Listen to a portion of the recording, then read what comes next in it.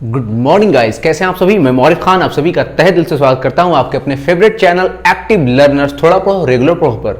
जैसा कि आप सभी ने थंबनेल तो देखा होगा और थंबनेल को देखकर आप लोगों ने अंदाज़ा लगाया होगा कि 9th और 10th क्लास कितना ज़्यादा इंपॉर्टेंट है। मैंने क्या लिखा, गोल्डन ईयर्स। जी हाँ, बिल्कुल, ये आपके 2 साल हर स्टूडेंट की ज़िंदगी में बहुत ही ज़्यादा कीमती होते हैं।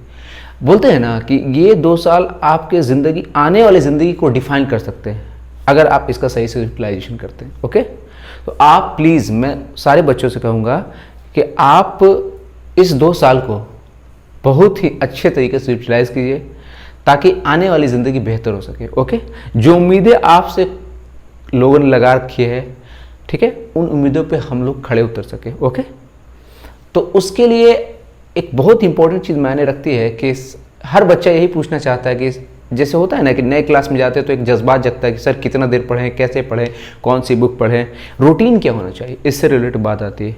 तो मैंने जैसा कि अपने इंट्रो में भी बताया था कि बच्चों 3 स्टेप स्टडी प्लान को फॉलो करने की कोशिश करो, ये बहुत ही ज़्यादा इंपॉर्टेंट है।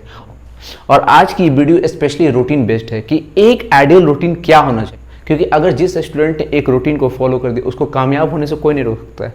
ठीक है ना, ये बहुत ही इंपॉर्टेंट बात है। सबसे रूटीन फॉलो नहीं होता है, ये हकीकत भी है। तो आइए आज हम लोग बात करते हैं कि हम लोग कैसे अपने स्टूडेंट लाइफ को कन्वर्ट कर सकते हैं, उसका ज़्यादा से ज़्यादा यूटिलाइज कर सकते हैं। ओके, ठीक है बच्चों, चाहे वो 9th क्लास के बच्चे हो या 10th क्लास के बच्चे हो या कोई भी स्टूडेंट हो, आप इसे आजमा कर देखिए, यकीनन फ़ायदा ही फ़ायदा होगा। आइए समझते हैं कि 3 स्टेप स्टडी प्लान क्या है और मैं इसके ज़रिए आपको बताऊंगा कि किस सब्जेक्ट को कितना टाइम देना है, किस तरह से पढ़ना है। ओके, मेरा ये मानना है बच्चों कि अगर आप डिसिप्लिन के साथ विथ कंटिन्यूटी किसी वर्क को कर रहे हैं, कहने का मतलब यह है कि जैसे सपोज कि आपको जब भी फ्री टाइम होता है, जब भी आपको ऐसा लगता है कि मुझे ये सब्जेक्ट पढ़ना चाहिए और उस सब्जेक्ट को आपने पढ़ा, ओके, तो पढ़ने के बाद अगर नेक्स्ट डे भी आप उसी टाइम पे पढ़ते हैं और इस तरह से एक आदत लगाता है और इस तरह से आपकी एक हैबिट बनती चली जाती है कि आप इस सर्टेन टाइम पे इस सब्जेक्ट को पढ़ रहे हैं और तब तक पढ़ते हैं जब तक कि आप उसके सारे कंसेप्ट्स को बेहतर तरीके से समझ नहीं जाते, तो समझ जाइए कि धीरे धीरे वो आपके हैबिट में शामिल हो रहा है और वही हैबिट आपका क्या बनेगा बच्चों, बिल्कुल वही रूटीन होता है।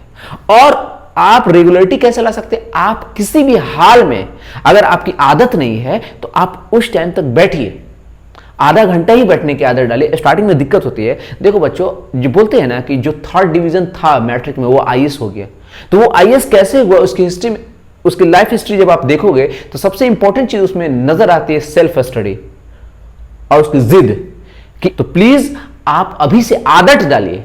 सबसे इंपॉर्टेंट क्या है, हैबिट बनाइए कि हाँ इस टाइम मुझे ये पढ़ना है, इस टाइम ये पढ़ना है, इस टाइम ये पढ़ना है, और एक एम बनाइए कि इतने दिन में ये सब्जेक्ट मैं खुद से पढ़ लूंगा। ट्यूशन पढ़ते हैं, स्कूल पढ़ते हैं, कोई मतलब नहीं है, आप खुद से पढ़ लेंगे। तो आइए मैं जहां तक मानता हूं कि अगर कोई स्टूडेंट किसी भी तरीके से 10th का बोर्ड एग्जाम नहीं है, वो 9th क्लास का बच्चा है, अगर किसी भी तरीके से 4 घंटे अगर अपने लिए निकाल लेता है, जैसे मैं बताता हूं उस रूटीन के हिसाब से, उस तरीके से, तो उसको कामयाबी मिलेगी। ओके, तो आइए इसको आदत में, आज से ही आप लोग आदत में इसको डालना शुरू कीजिए। देखिए, मैं 3 स्टेप स्टडी प्लान पे आने से पहले मैं आपको बता दूं कि अगर आप 4 आवर्स स्टडी प्लान बनाते हैं, 4 आवर्स स्टडी प्लान कहने का मतलब क्या है कि 9th और 10th के बच्चों को मैथ्स पढ़ना है।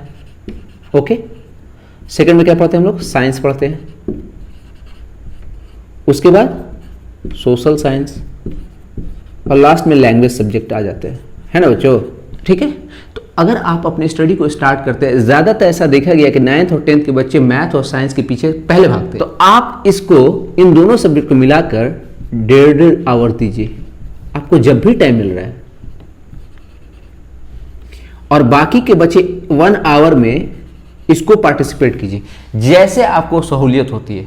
लेकिन हाँ, इस रूटीन को भूलना नहीं है। अगर आप 3 दिन सोशल साइंस पढ़ते हैं तो 2 दिन लैंग्वेज को दीजिए, ऐसा कर लीजिए स्टार्टिंग में। मैं जहां तक मैथ की बात करता हूं तो 9th और 10th के लिए NCERT इनफ है। मैं कहूंगा कुछ हेल्पिंग बुक्स का भी आप सहारा लें, उसके एग्जांपल्स बनाएं ताकि उससे आपके कंसेप्ट में और क्लैरिटी आए। ओके, साइंस में भी क्या करेंगे, आप बेसिक से पढ़ना शुरू कीजिए। जो बुक आपको, एक बुक पे फोकस कीजिए, पहले उसको खत्म करने की कोशिश कीजिए। आप आदत डालिए इन 4 आवर्स की सेल्फ स्टडी के नाम पे, ठीक है। यहाँ तक किसी को कोई प्रॉब्लम? और इसी को मैं रूटीन मानता हूँ कि अगर आप कोई वर्क रेगुलर करते हैं, कंटिन्यूटी के साथ करते हैं, डेडिकेशन है, परसेवरेंस है, देखो हर चीज के लिए जुनून होना बहुत जरूरी है, सबसे इंपॉर्टेंट जुनून है। ये एक ऐसा उम्र है ना कि आप जो चाहोगे कर लोगे, ठीक है? तो प्लीज इसे गवाही नहीं, मेहनत से पढ़िए। ओके, अब बात आती है, बच्चे पूछते हैं कि सोशल साइंस में पहले क्या पढ़े, तो मेरा ये कहना है कि आपको जिसमें इंटरेस्ट आ रहा है, ठीक है, सेल्फ स्टडी से जिसे आप बेहतर समझ सकते हैं, आप उसी से स्टार्ट कर लीजिए। ओके, साइंस में भी वही कीजिए, मैथ्स में भी वही कीजिए। देखिए बच्चों, 3 स्टेप स्टडी प्लान में पहला जो स्टेप है वो ये है कि आप सेल्फ स्टडी कीजिए। जैसे अगर सपोज कि आप हमारे ही चैनल को फॉलो कर रहे हैं, तो जो टॉपिक पढ़ने वाले हैं या पढ़ाई हो रही है उससे पहले आप उसे पढ़ लीजिए, या फिर स्कूल में जो पढ़ाई हो रहा है आप स्कूल में पढ़ने से पहले उस टॉपिक को खुद पढ़ के जाइए एक बार, ठीक है? उसके बाद अगर आप हमारे वीडियोस को फॉलो कर रहे हैं तो हमारे वीडियोस को फॉलो कीजिए, या फिर कहीं और भी कोई दूसरे सब्जेक्ट के लिए SST वगैरह आप पढ़ रहे हैं तो उस वीडियो को फॉलो कीजिए।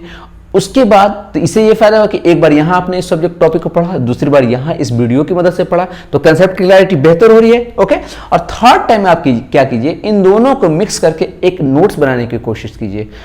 नोट्स बनाने से क्या होगा, आपका रिवीजन हो जाएगा। उसके बाद प्रीवियस ईयर क्वेश्चन जितने हैं आप उसको लगाइए, ठीक? आप इसको छोटी बात नहीं समझिए, आप प्लीज इसे एक बार आजमा के देखिए। ये रूटीन सिर्फ 9th-10th के लिए नहीं है, जो भी स्टूडेंट है उसके लिए बहुत इंपॉर्टेंट है, ठीक है बच्चों?